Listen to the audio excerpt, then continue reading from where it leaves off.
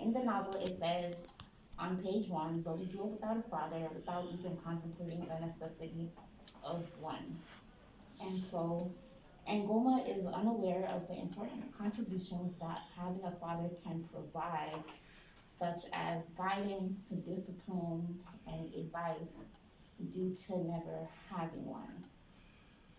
And so this issue in the novel is still very prevalent today because 50% of black boys under the age of 17 live in a mother-only household. And this does have an effect on them.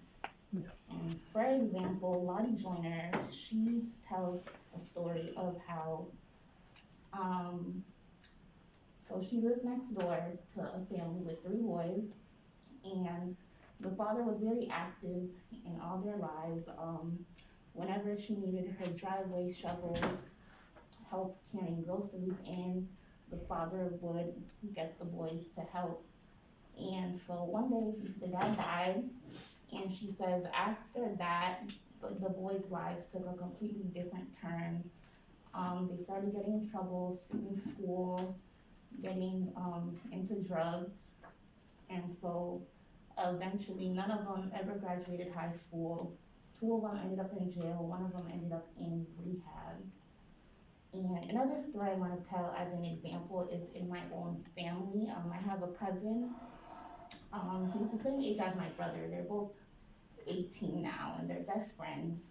But his parents, they're still together. However, his father does not want to live in America, and so he lives in the house with only his mom. And he gets away with stuff that my brother would never ever get away with. And when his dad comes to visit, that's when he's on his best behavior. Like anything his dad said, it's done, no questions asked. But my cousin, he's not doing bad. Right now, he plays D1 football in Long Island, and I think that does have something to do with how big my family is and how my uncles and my father stepped in to help my aunt raise him because she tries her best, but she's always working and then she doesn't speak English, so it's a little hard for her. And so that just reinforces the importance of having positive male figures because in the story, Ngoma's mother, she gets remarried and the family goes to live with and Lumawat, that's the name of the stepfather. And so the stepfather puts Ngoma in school, and there he ends up being top of his class.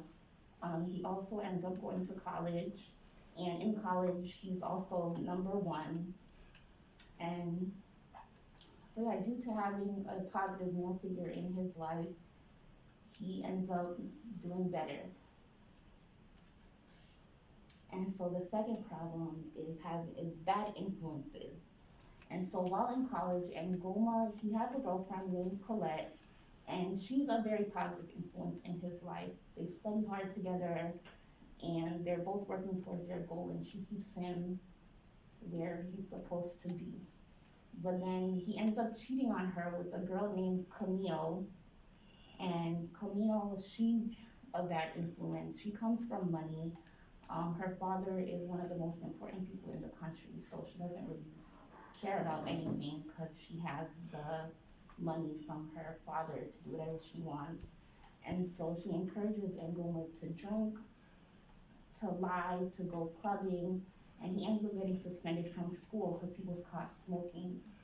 And she didn't get suspended for some reason, but while he's suspended, he's not allowed to be on the campus at all, and he has nowhere to go.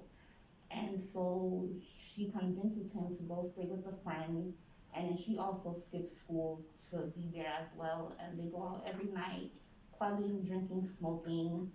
And then it comes out that she's pregnant, and because of that, they both get kicked out of school, and he actually ends up in jail. And so his future is done for.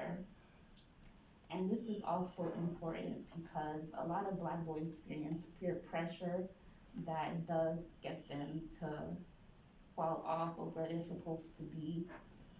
And then not even that, but like they'll get in trouble. You know, how many boys have gotten in trouble for being in a car with people who were smoking, and they weren't smoking, but they also ended up getting in trouble as well. And so at the end of the book, um, and almost 40 years old, he reconnects with his daughter that he never met because he ended up in jail and the mother gave the daughter away after she was born.